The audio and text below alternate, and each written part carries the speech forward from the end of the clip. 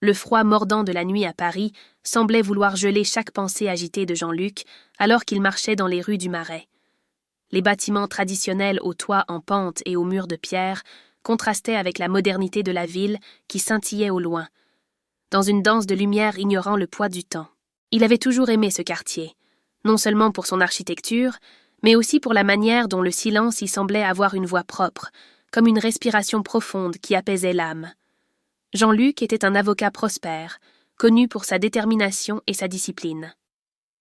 À 33 ans, sa vie suivait un scénario strict dicté par les attentes de sa famille et de la société qui l'entourait. Toujours célibataire, il était devenu le centre des préoccupations de sa mère, qui depuis des années faisait pression pour qu'il suive le chemin tracé, trouver une bonne épouse, fonder une famille et perpétuer l'héritage des Leclerc. Pourtant, quelque chose semblait toujours manquer. C'était comme si chaque pas fait dans les limites de ce qui était correct laissait une marque invisible de vide dans son cœur. Ce soir-là, alors que ses pieds le guidaient instinctivement dans les rues du Marais, il se retrouva devant une petite maison de thé traditionnelle. La façade simple était décorée de lanternes en papier qui se balançaient doucement au gré du vent. La plaque, écrite en calligraphie traditionnelle, disait « Maison de thé de la lune silencieuse ». Sans réfléchir, Jean-Luc poussa la porte en bois et une cloche tinta doucement, annonçant son arrivée. À l'intérieur, l'arôme réconfortant du thé au jasmin l'enveloppa.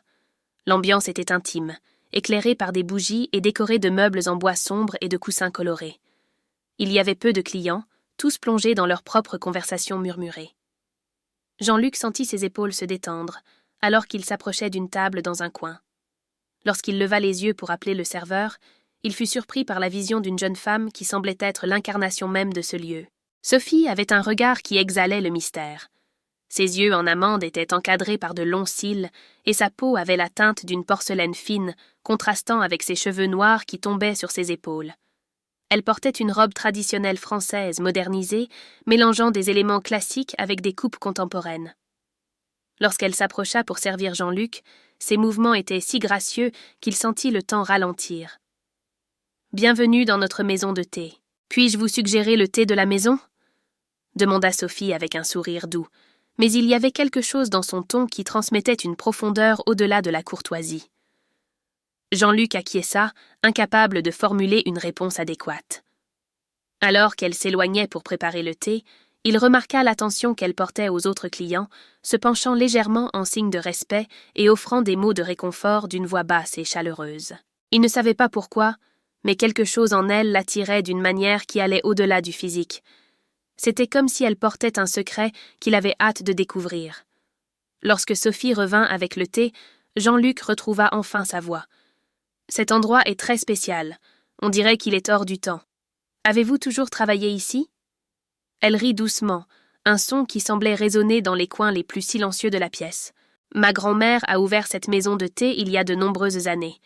J'y ai grandi, entre l'arôme du thé et les histoires des clients. Cet endroit est comme un refuge pour moi, et j'espère qu'il le sera aussi pour vous. » Au fur et à mesure de la conversation, Jean-Luc découvrit que Sophie était une artiste qui utilisait la peinture et le papier pour créer des paysages inspirés par la nature. Elle partageait des histoires de son enfance, passant les étés dans la région montagneuse de Lyon, où les anciens châteaux semblaient toucher le ciel. Jean-Luc, de son côté, se sentit poussé à révéler des parts de lui-même qu'il partageait rarement. Il parla des pressions de sa famille, des années de dévouement à sa carrière et du vide qui semblait croître de jour en jour. La connexion entre eux fut instantanée, mais aussi chargée de tension. Jean-Luc sentait qu'il y avait quelque chose de plus en Sophie, quelque chose qu'elle ne disait pas. Malgré cela, il continua à fréquenter la maison de thé, et à chaque visite, ils se rapprochèrent davantage. Les rencontres devenaient des moments qu'il attendait avec impatience, au milieu de sa routine monotone.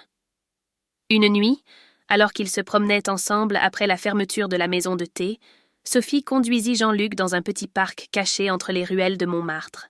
L'endroit était orné d'arbres de cerisier, dont les fleurs semblaient danser sous la lumière de la lune. Là, elle partagea le secret qui la consumait. Sa famille était impliquée dans un ancien conflit avec les Leclerc, la famille de Jean-Luc. Ils étaient des rivaux de longue date, et toute relation entre eux était impensable. Jean-Luc resta silencieux, déchiré entre la raison et le cœur. Il savait que sa famille n'accepterait jamais Sophie, mais l'idée de s'éloigner d'elle semblait insupportable. Il ne pouvait nier les sentiments qui grandissaient à chaque rencontre, et la révélation rendait tout cela encore plus intense. Les jours suivants furent marqués par des rencontres secrètes et des moments volés. Ils visitèrent le temple de la Sainte Trinité à Lyon, où les cloches du temple sonnaient doucement, comme si elles bénissaient l'amour interdit qui fleurissait entre eux. Ils se promenèrent dans le marché de la Bastille, goûtant des plats comme le teokbokki et le bindéteok, riant et oubliant, même si ce n'était que pour un instant, les conséquences de leur relation. Mais la réalité ne pouvait être ignorée trop longtemps. Un jour, le père de Jean-Luc découvrit l'existence de Sophie. Sa colère fut comme un orage, résonnant dans la maison des Leclerc.